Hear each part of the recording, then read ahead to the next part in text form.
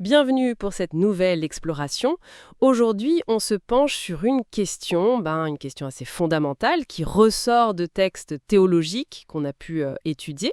Comment on fait le lien entre le libre arbitre des créatures et puis les commandements d'un Dieu qui est défini avant tout comme amour? Oui, c'est une tension qu'on retrouve souvent en théologie, mais ce qui est intéressant ici, c'est que ces écrits proposent vraiment un cheminement, une logique très spécifique. Tout à fait. Il nous dépeigne un grand récit qui va de la création jusqu'au plan de salut, la sotériologie comme on dit. Et ce qui frappe, c'est la place de la croix. Pas juste une solution de secours, mais Mais quelque chose d'intégré dès le départ, oui, c'est un point central de leur vision. c'est ça.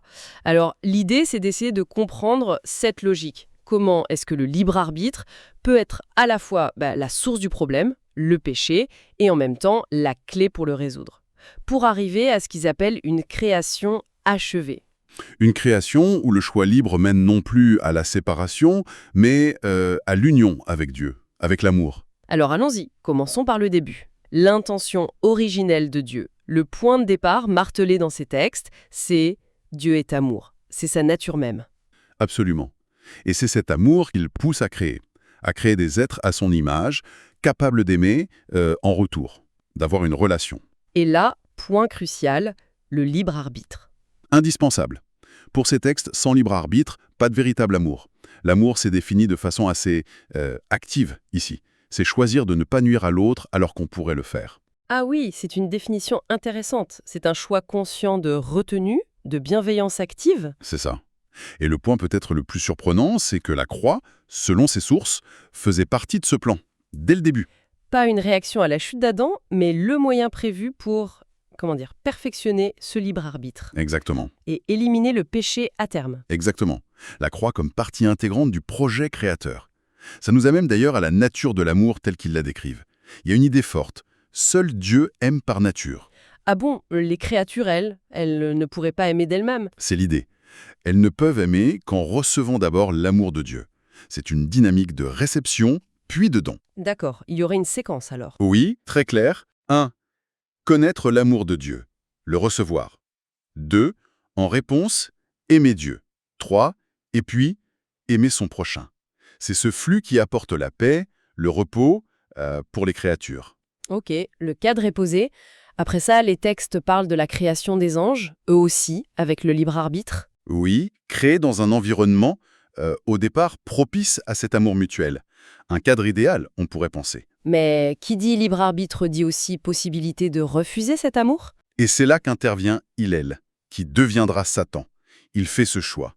Le choix de ne pas entrer dans cette danse de l'amour reçu et donné. Et pourquoi? Les textes donnent une raison, un désir d'indépendance. C'est ça. Un désir de se gouverner lui-même, en dehors de cette dépendance à l'amour divin. Et il s'oppose à Dieu, en attaquant ses commandements, qui sont vus comme l'expression même de cet ordre d'amour. D'où sa transformation en Satan, l'adversaire. Et la conséquence, c'est une sorte de confinement, dans un lieu appelé Hadès. C'est ce que les textes indiquent, oui. Une mise à l'écart suite à cette révolte.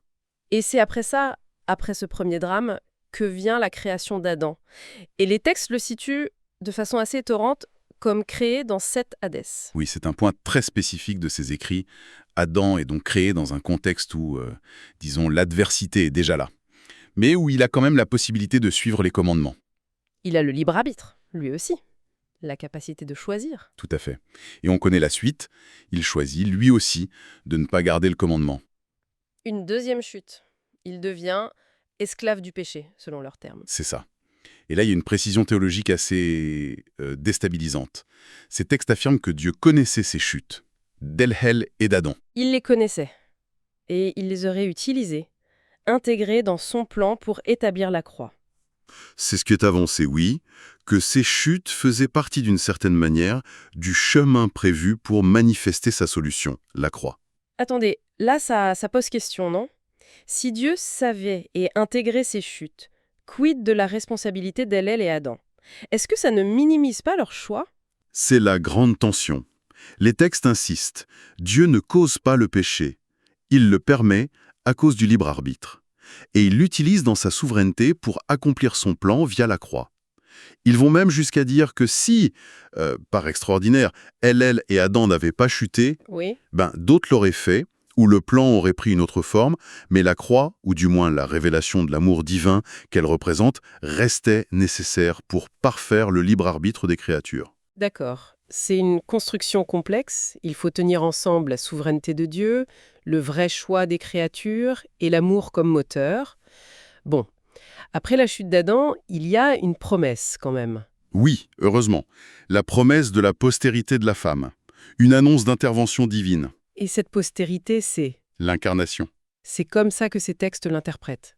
C'est la seconde personne de la Trinité, le Fils, qui devient créature, qui devient le dernier Adam. Le dernier Adam, qui prend notre condition, une chair maudite, un corps de mort, disent les textes. C'est fort comme expression. Oui, ça souligne l'identification profonde.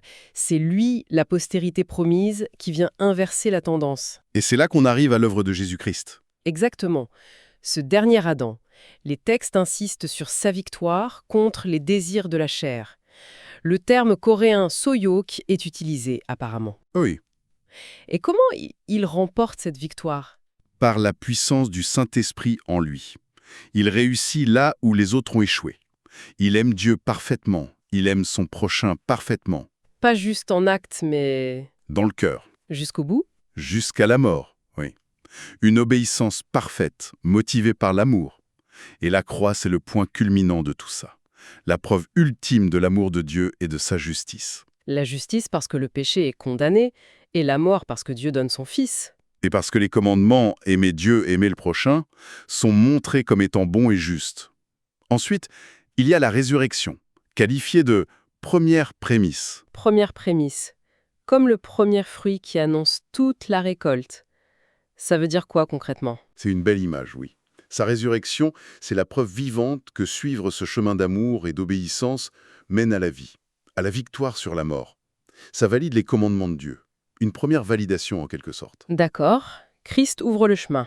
Mais nous, les descendants du premier Adam, comment on en bénéficie? Alors là, c'est la dimension rédemptrice.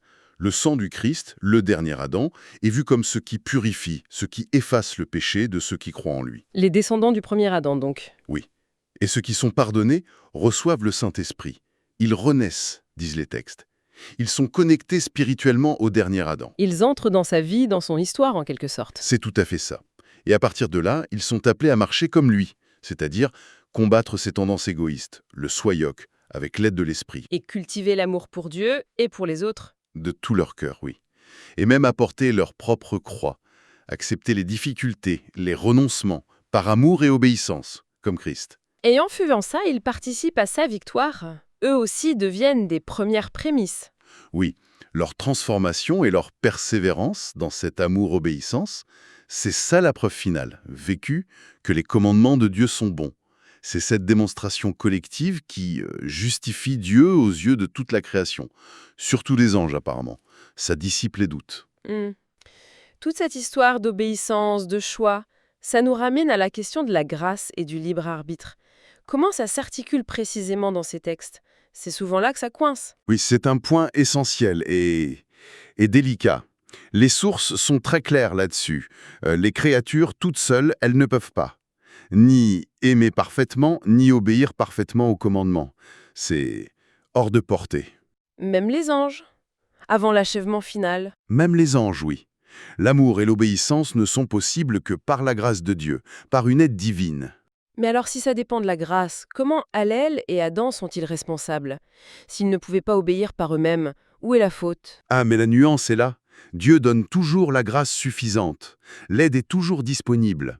Donc, en principe, obéir est toujours possible. Toujours possible, mais... Mais la créature peut refuser cette grâce. C'est là qu'intervient le libre arbitre dans son aspect négatif. Et ce refus, il est lié à ce fameux terme coréen, yokshim. Yuxim, pourquoi insister sur ce mot? Parce qu'il désigne plus qu'un simple désir. C'est une sorte de convoitise, un attachement égoïste profond. C'est ça, la racine du refus de la grâce, selon ses écrits. C'est ce yuxim qui fait qu'on se détourne de Dieu pour suivre ses propres envies. Et si on refuse la grâce? Alors là, oui, l'obéissance devient impossible. Mais la responsabilité vient du refus de l'aide offerte. D'accord, je crois que je saisis mieux. La capacité vient de la grâce. toujours là. Mais le choix d'accepter ou de refuser cette capacité, ça c'est notre liberté. Influencée soit par l'amour, soit par le yuxim. C'est ça? C'est exactement le mécanisme décrit. Et la croix, encore une fois, est centrale. C'est par elle qu'on connaît vraiment l'amour de Dieu, d'une manière qui transforme. Et cette connaissance de l'amour? Elle suscite l'amour en retour.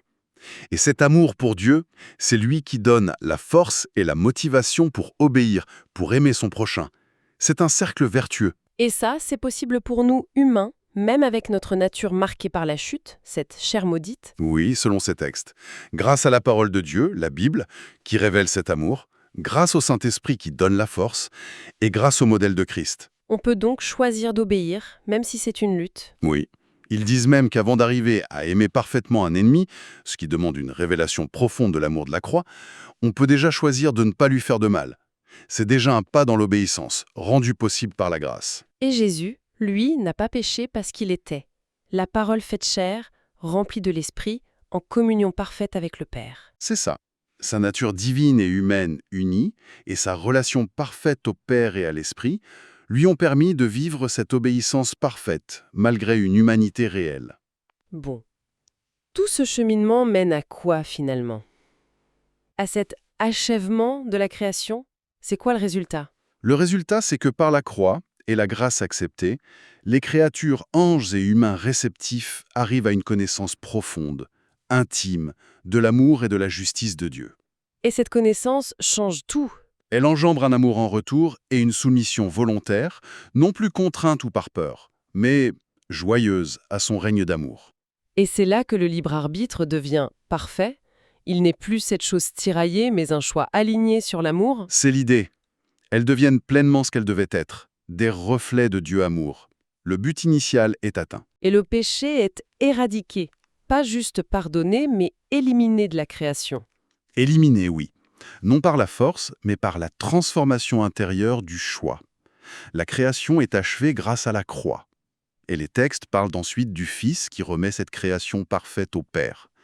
Il y a même une spéculation sur son retour à l'état divin préincarné, mais ça reste plus mystérieux. Et il y a cette idée de preuve finale qui semble importante, notamment pour les anges. Tout à fait. Et texte parle d'un nombre défini de témoins martyrs. Le terme coréen est Sunkyo Chunindel. Des témoins martyrs, qu'est-ce qu'ils font? Ce sont ceux qui auront suivi Christ jusqu'au bout, manifestant cet amour divin, triomphant de la mort par la foi. C'est leur témoignage vécu qui devient la preuve irréfutable, universelle, de la bonté des commandements de Dieu. Et c'est cette preuve, lors de la première résurrection, Ilchédiéboual, qui lève tous les doutes, même chez les anges, et qui parfaite aussi leur libre arbitre. Voilà. La victoire de l'amour chez les humains rachetés devient la justification ultime de Dieu devant tous. Et ça scelle la perfection du libre arbitre de tous ceux qui choisissent l'amour. L'achèvement est complet. Fascinant. Essayons de résumer l'essentiel de cette vision, qui est quand même très, très construite. Si je devais retenir le cœur du truc, 1. L'amour vrai a besoin du libre arbitre. Oui, 2. Mais ce libre arbitre, sans la pleine connaissance de l'amour de Dieu, peut déraper vers le péché, le refus, ce yuxim. c'est ce qui s'est passé. 3. Et la croix, c'est le moyen choisi par Dieu pour révéler cet amour de façon éclatante, pour que le libre arbitre, transformé, puisse enfin choisir l'amour et l'obéissance en connaissance de cause et atteindre sa perfection. C'est un peu ça. C'est un excellent résumé, oui. C'est une tentative d'expliquer comment Dieu, l'amour, gère le mal et la liberté. Tout s'articule autour de ce perfectionnement du choix par la connaissance vécue de l'amour divin, dont la croix est le symbole et l'acte suprême. Ça offre une perspective, c'est certain. Une lecture cohérente, dans son propre système, évidemment. Pour laisser nos auditeurs avec matière à réflexion, une question qui me vient. Si, comme le disent ces textes, c'est la connaissance de l'amour divin via la croix qui parfait le libre arbitre, Oui. quelle est la responsabilité et la justice pour les choix faits avant cette révélation, ou par ceux qui, peut-être, n'y ont pas accès de la même manière? Comment cette théologie gère-t-elle ça? Excellente question. Redoutable même. Ça montre bien que même un système qui se veut complet ouvre toujours sur d'autres questions, d'autres profondeurs à explorer. La réflexion n'est jamais finie.